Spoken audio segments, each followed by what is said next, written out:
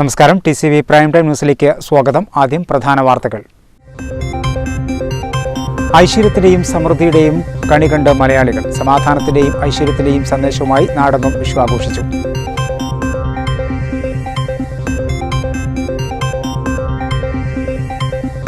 Covid ബാധിച്ച് ചികിത്സയിൽ കഴിയുന്ന സ്പീക്കർ ശ്രീരാമകൃഷ്ണന് ന്യൂമോണിയയും ബാധിച്ചു.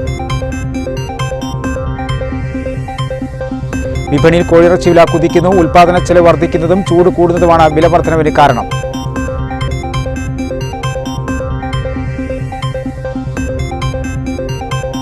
തിരുവത്രക്കണ്ടി ശിവക്ഷേത്രത്തിൽ തങ്കത്താഴികക്കൂട സമർപ്പണം നടന്നു.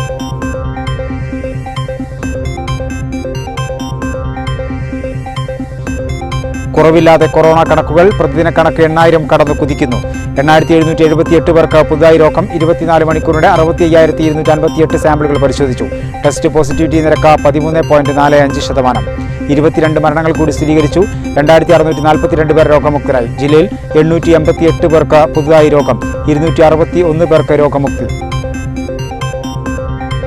വിശദമായ വാർത്തകളിലേക്ക്. ഐശ്വര്യത്തിന്റെയും സമൃദ്ധിയുടെയും കണി കണ്ട് മലയാളികൾ. സമാധാനത്തിന്റെയും ഐശ്വര്യത്തിന്റെയും സന്ദേശവുമായി നാടെങ്ങും വിഷു ആഘോഷിച്ചു. എല്ലാ പ്രേക്ഷകർക്കും വിഷു ആശംസകൾ.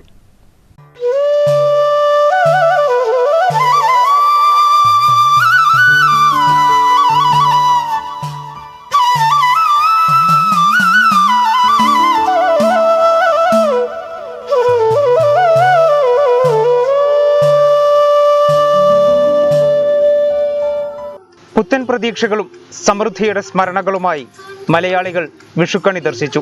വീടുകളിൽ വിഷുക്കണിയൊരുക്കിയും ക്ഷേത്രങ്ങളിലെത്തി വിഷുക്കണി ദർശിച്ചും പ്രാർത്ഥിച്ചും മലയാളികൾ പുതുവർഷാഘോഷം ഗംഭീരമാക്കി. വീട്ടിലെ മുതിർന്നവർ കണി കണ്ട ശേഷം ഇളയവർക്ക് വിഷുക്കൈനീട്ടം നൽകി. ഭഗവാന്റെ വിഗ്രഹം അലങ്കരിച്ചും സമൃദ്ധിയുടെ പ്രതീകമായി നിറവിന്റെ കണിയൊരുക്കിയും എല്ലാവരും സമൃദ്ധിയുടെ കണി ദർശിച്ച് വിഷു അവിസ്മരണീയമാക്കി. ആയിരക്കണക്കിന് വിശ്വാസികളാണ് ക്ഷേത്രങ്ങളിൽ ദർശനത്തിനെത്തിയത്. വീടുകളിൽ വിഷുക്കണിയൊരുക്കിയും വിഷുക്കൈനീട്ടം കൈമാറുകയും ചെയ്തു.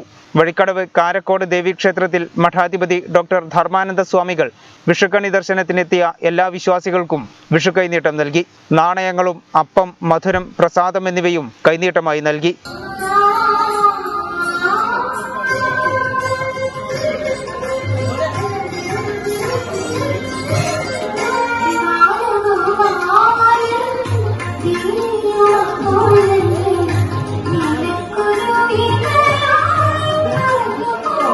ശ്രീകൃഷ്ണൻ നരകാസുരനെ വധിച്ചതിന്റെ സ്മരണയിലാണ് വിഷു ആഘോഷിക്കുന്നത്.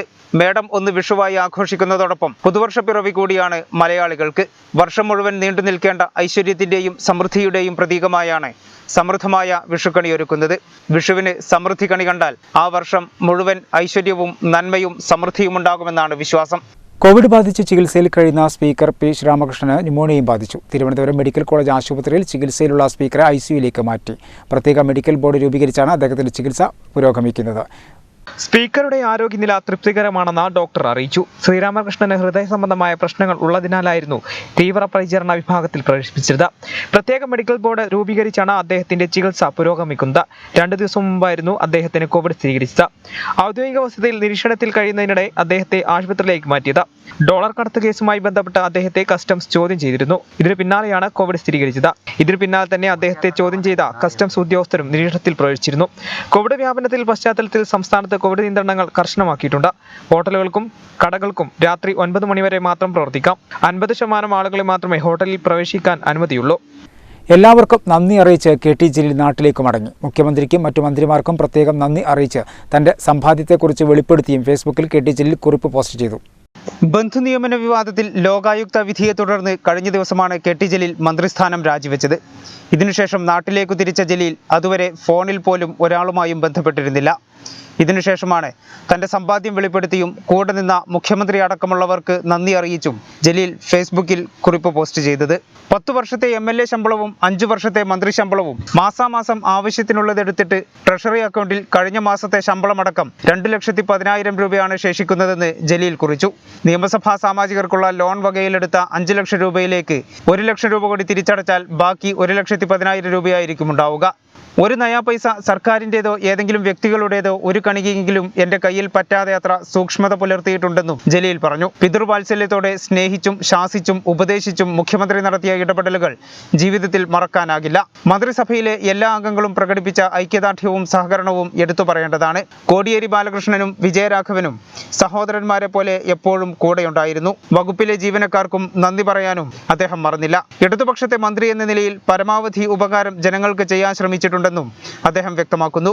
മുന്നിലെത്തുന്ന എല്ലാ അപേക്ഷകളിലും അനുകൂല നടപടി കൈക്കൊള്ളണമെന്നാണ് ആഗ്രഹിച്ചതെങ്കിലും ചിലതെങ്കിലും നൂലാമാലകളിൽ കുടുങ്ങിയതിൽ ജലീൽ പശ്ചാത്താപം പ്രകടിപ്പിക്കുകയും ചെയ്തു. നവയുഗ് ഫുട്ബോൾ ടീമിന് വിഷു കൈനീട്ടമായി ജേഴ്സി വിതരണം ചെയ്തു. കോട്ടക്കൽ എസ്ഐയും നാട്ടുകാരനുമായ പി ഹരിദാസൻ വിതരണോദ്ഘാടനം നിർവഹിച്ചു. പരിയാപുരം നവയുഗ് വായനശാലയുടെ ബാലവിഭാഗത്തിന്റെ നേതൃത്വത്തിലുള്ള ഫുട്ബോൾ ടീമിനാണ് വായനശാല വിഷു കൈനീട്ടമായി ജേഴ്സികൾ നൽകിയത്. കോട്ടക്കൽ എസ്ഐയും നാട്ടുകാരനുമായ പി ഹരിദാസൻ വിതരണോദ്ഘാടനം നിർവഹിച്ചു. വാർഡ് മെമ്പർ ഷംല സുബൈർ മുഖ്യാതിഥിയായിരുന്നു. വായനശാല president P Muraleedharan, secretary Susheelan, V A Ayyoob, K Harikumar, Shibu Vettam തുടങ്ങിയവർ സംസാരിച്ചു. വിപണിയിൽ കോഴിയിറച്ചി വില കുതിക്കുന്നു. ഉൽപ്പാദന ചെലവ് വർദ്ധിക്കുന്നതും ചൂട് കൂടുന്നതുമാണ് വില വർധനവിന് കാരണം. 240 രൂപയാണ് 1 കിലോ കോഴിയിറച്ചിയുടെ വില. കോഴികൾക്ക് നൽകുന്ന തീറ്റയടക്കം ദിനംപ്രതി വില വർദ്ധിച്ചു വരുന്ന പശ്ചാത്തലത്തിലാണ് കോഴിയിറച്ചി വില കുത്തനെ കുതിച്ചു വരുന്നത്. അന്തരീക്ഷത്തിൽ ചൂട് വർദ്ധിക്കുന്നത് കോഴി ഉൽപ്പാദനത്തിന് തിരിച്ചടിയാകുന്നതും കോഴിവില കുതിച്ചുയരാൻ കാരണമാകുന്നുണ്ട്. മലയോര മേഖലയിലെ ഫാമുകളിലേക്കടക്കം കോഴികൾ എത്തുന്നത് തൊട്ടടുത്ത സംസ്ഥാനങ്ങളായ തമിഴ്നാട്, കർണാടക എന്നിവിടങ്ങളിൽ നിന്നാണ്. അവിടങ്ങളിൽ കനത്ത ചൂട് കാരണം ഉൽപ്പാദനം കുറയുന്നതിനോടൊപ്പം 50 കിലോയുടെ ഒരു ചാക്ക് തീറ്റ ദിവസങ്ങൾക്കുള്ളിൽ 1400-ൽ നിന്ന് 1700 വർദ്ധിക്കുകയും ചെയ്തു. ഇതിനു പുറമെ ഫാമുകളിലേക്ക് എത്തുന്ന കോഴിക്കുഞ്ഞൊന്നിന് 25 രൂപയിൽ നിന്ന് 55 രൂപയായി ഉയർന്നതും തിരിച്ചടിയാകുന്നതായി പറയുന്നു.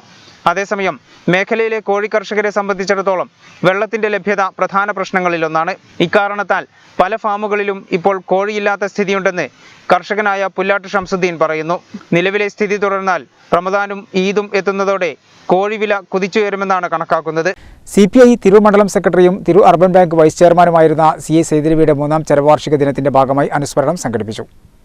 CPI തിരൂർ മണ്ഡലം സെക്രട്ടറിയും തിരൂർ അർബൻ ബാങ്ക് വൈസ് ചെയർമാനുമായിരുന്ന CA സൈതലവിയുടെ 3ാം ചരമവാർഷിക ദിനത്തിൽ വെട്ടം ലോക്കൽ കമ്മിറ്റിയുടെ നേതൃത്വത്തിൽ CA സൈതലവി അനുസ്മരണ ദിനം സംഘടിപ്പിച്ചു. വെട്ടം കാനൂരിൽ നടന്ന ചടങ്ങ് മുതിർന്ന അംഗം രാമനാഥ് ഗോവിന്ദൻ പതാക ഉയർത്തി ഉദ്ഘാടനം ചെയ്തു. ഏപ്രിൽ 14 സിന്ദാബാദ്, CA ദിനം സിന്ദാബാദ്, ഇൻകുലാബ് സിന്ദാബാദ്, രക്തസാക്ഷികൾ സിന്ദാബാദ്. മുൻകാല പ്രവർത്തകരിൽ പലരും നമ്മളെ വിട്ടുപിരിഞ്ഞു. അതിൽ പ്രധാനിയായിരുന്ന സഖാവ് KC ബാബ ഹാജി 1980-ലാണ് അദ്ദേഹം നമ്മളെ സെപ്റ്റംബർ 18-ന് വിട്ടുപിരിഞ്ഞത്. ഈ പ്രദേശത്തിൻ്റെ ഓരോ ചലനത്തിനും നിർണായകമായ പങ്ക് വഹിച്ച ആളാണ് സഖാവ് KC. ഈ സമയത്ത് അദ്ദേഹത്തെ കൂടി അനുസ്മരിക്കുകയാണ്.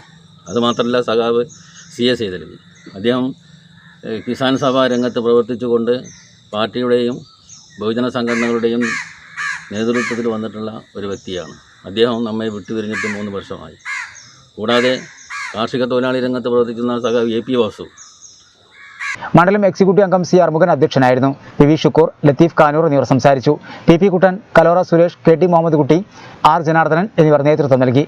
വാർദ്ധക്യ സഹജമായ അസുഖത്തെ തുടർന്ന് 2019 ഏപ്രിൽ 14-ലാണ് CA സൈതലവി മരണപ്പെട്ടത്. വെട്ടം പഞ്ചായത്ത് അംഗമായും വെട്ടം കോഓപ്പറേറ്റീവ് ബാങ്കിന്റെ ഡയറക്ടറായും സേവനം അനുഷ്ഠിച്ചിട്ടുണ്ട്.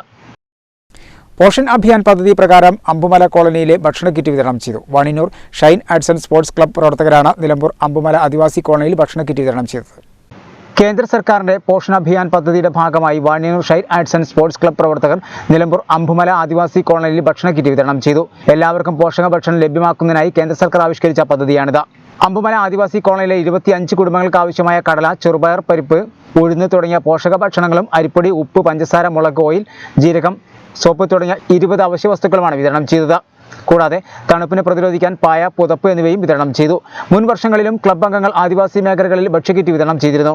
Mini teacher, V Nahas, M Yasir, K Ashraf, KP Abid എന്നിവർ നേതൃത്വം നൽകി. താമസ സ്ഥലത്ത് നിർത്തിയിട്ട കാറുകൾക്ക് നേരെ അക്രമം. ആസിഡ് ഒഴിച്ച ശേഷം ഗ്ലാസുകൾ തല്ലി തകർത്തു. താനൂർ മൂലക്കലാണ് സംഭവം. താനൂർ പോലീസിൽ പരാതി നൽകി. കേപുരം മൂലക്കൽ സ്വദേശി സുമേഷ് കുമാറിന്റെ കാറുകളാണ് സാമൂഹ്യ വിരുദ്ധർ തകർത്തത്. ഫ്ളാറ്റിൽ നിർത്തിയിട്ട ഹുണ്ടായി i20 ഓമ്നി വാൻ എന്നിവയാണ് ആസിഡ് ഒഴിച്ച ശേഷം ഗ്ലാസുകൾ എറിഞ്ഞു തകർത്തത്. ചൊവ്വാഴ്ച രാത്രി 12-ന് ശേഷമാണ് സംഭവം. താനൂർ പോലീസിൽ പരാതി നൽകി. തൃക്കണ്ടൂർ ശിവക്ഷേത്രത്തിൽ തങ്കത്താഴികക്കൂട സമർപ്പണം നടന്നു. ക്ഷേത്ര പുനരുദ്ധാരണത്തിന്റെ ഭാഗമായാണ് തങ്കത്താഴികക്കൂട സമർപ്പണം നടന്നത്. തൃക്കണ്ടൂർ ശിവക്ഷേത്രത്തിൽ പുനരുദ്ധാരണത്തിന്റെ ഭാഗമായി തങ്കത്താഴികക്കൂട സമർപ്പണം നടന്നു. ഭക്തജനങ്ങളുടെ സാന്നിധ്യത്തിൽ ശ്രീകോവിന്റെ 3 താഴികക്കുടങ്ങൾ കക്കുഴിയത്ത് കുഞ്ഞപ്പു നായരുടെ സ്മരണാർത്ഥം മകൾ സരോജിനി ടീച്ചറും നമസ്കാര മണ്ഡപത്തിന്റെ താഴികക്കുടം കോമളം ബാലകൃഷ്ണൻ സമർപ്പിച്ചു.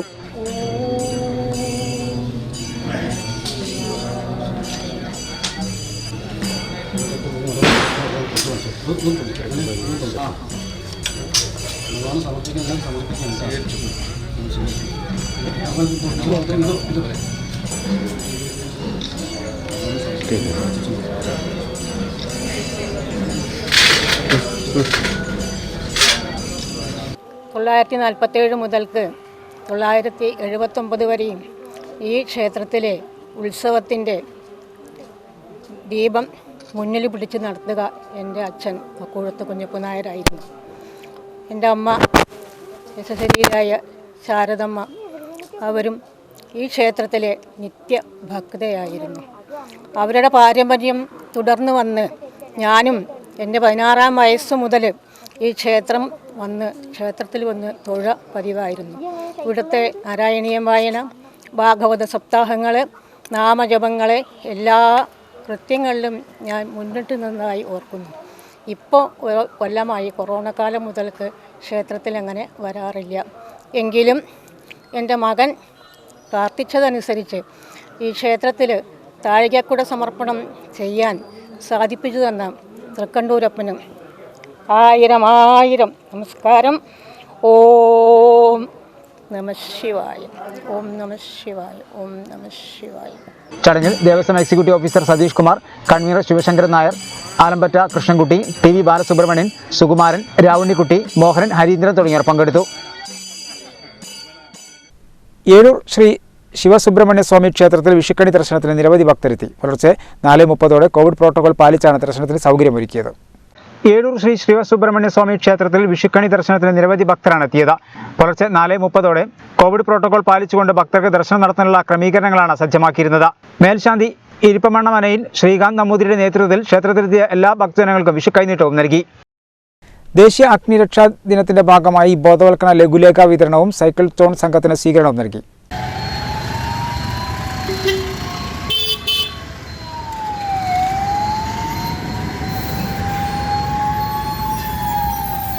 ദേശീയ അഗ്നിരക്ഷാ ദിനത്തിന്റെ ഭാഗമായി അഗ്നിരക്ഷാ സേനയും റെസ്ക്യൂ ഫോഴ്സും സിവിൽ ഡിഫൻസും ചേർന്നാണ് തിരുത്താന്നൂർ പരിസര പ്രദേശങ്ങളിൽ അഗ്നിരക്ഷാ ബോധവൽക്കരണ ലഘുലേഖ വിതരണം ചെയ്തത്. ക്യാമ്പിന്റെ പ്രചരണാർത്ഥം കോഴിക്കോട് നിന്ന് എറണാകുളം വരെ പോകുന്ന സൈക്കിൾ ടോണിന് കോഴിച്ചനയിൽ വെച്ച തിരു ഫയർഫോഴ്സും ജില്ലാ ഫയർ ഓഫീസിന്റെ നേതൃത്വത്തിൽ സ്വീകരണവും നൽകി.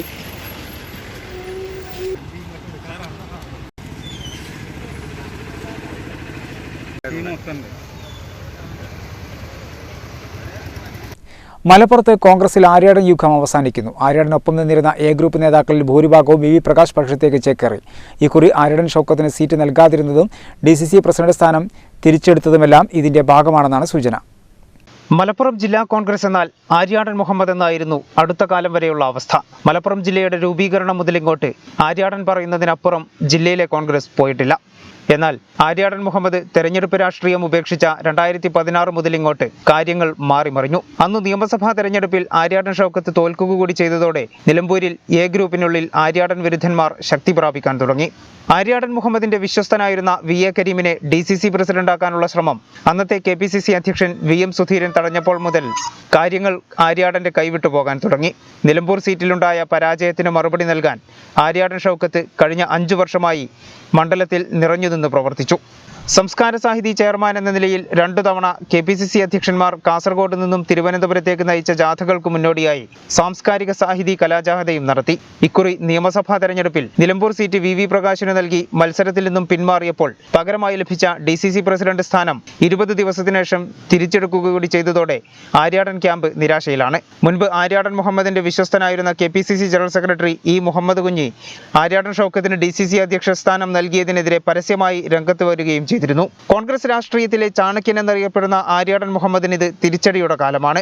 VV പ്രകാശ് നിലമ്പൂരിൽ നിന്നും വിജയിച്ചാൽ DCC പ്രസിഡന്റ് സ്ഥാനം തിരികെ ലഭിക്കുമെന്ന നേരിയ പ്രതീക്ഷ ആര്യാടൻ ഷൗക്കത്തിനെ പിന്തുണക്കുന്നവർക്കുണ്ട്. അതിനാൽ തന്നെ ഇപ്പോൾ ലഭിച്ച തിരിച്ചടിയിൽ തൽക്കാലം മൗനം തുടരാനാണ് സാധ്യത. ഒരു കോവിഡ് മാനദണ്ഡവുമില്ല. ആൾക്കൂട്ടവും തിക്കും തിരക്കും പതിവ് കാഴ്ച. മാസ്ക് ധരിച്ചവരും നന്നേ കുറവ്. തിരൂർ ബീവറേജിന് മുന്നിലെ ഒരു ദൃശ്യം.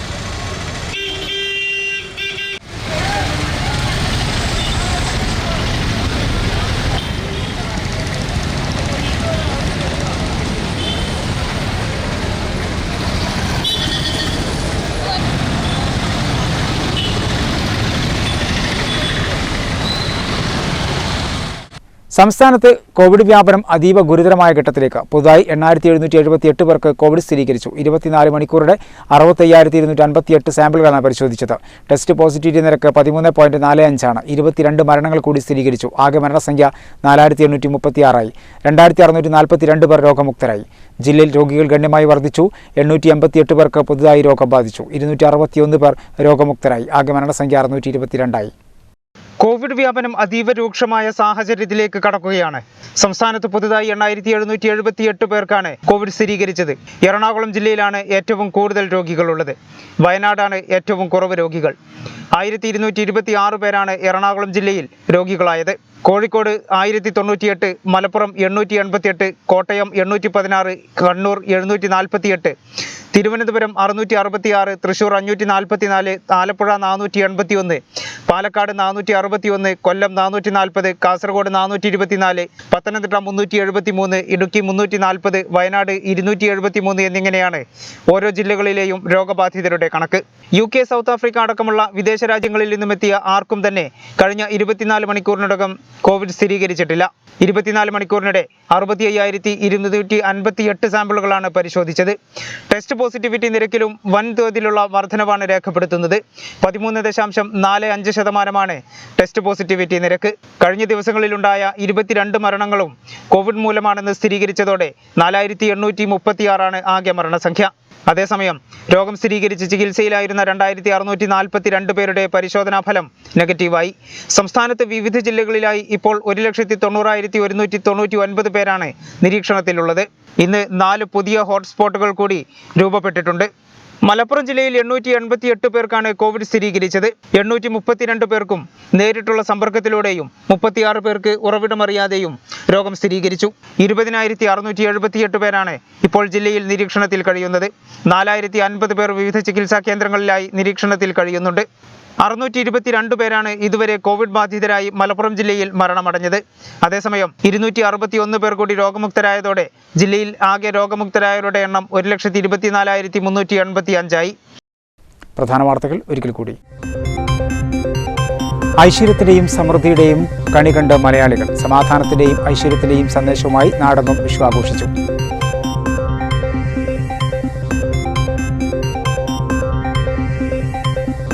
കോവിഡ് ബാധിച്ച് ചികിത്സയിൽ കഴിയുന്ന സ്പീക്കർ ശ്രീരാമകൃഷ്ണന് ന്യൂമോണിയയും ബാധിച്ചു. വിപണിയിൽ കോഴിയിറച്ചി വില കുതിക്കുന്നു. ഉൽപാദന ചെലവ് വർദ്ധിക്കുന്നതും ചൂട് കൂടുന്നതുമാണ് വില വർധനവിന് കാരണം.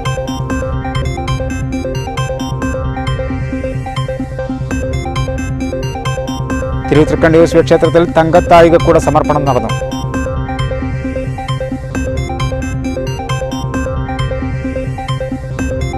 കുറവില്ലാതെ കൊറോണ കണക്കുകൾ. പ്രതിദിന കണക്ക് 8000 കടന്നു കുതിക്കുന്നു. 8778 പേർക്ക് പുതുതായി രോഗം. 24 മണിക്കൂറിനിടെ 65,258 സാമ്പിളുകൾ പരിശോധിച്ചു. ടെസ്റ്റ് പോസിറ്റിവിറ്റി നിരക്ക് 13.45%. 22 മരണങ്ങൾ കൂടി സ്ഥിരീകരിച്ചു. 2642 പേർ രോഗമുക്തരായി. ജില്ലയിൽ 888 പേർക്ക് പുതുതായി രോഗം. 261 പേർക്ക് രോഗമുക്തി. ഇതോടുകൂടി വാർത്തകൾ സമാപിക്കുന്നു. നന്ദി, നമസ്കാരം.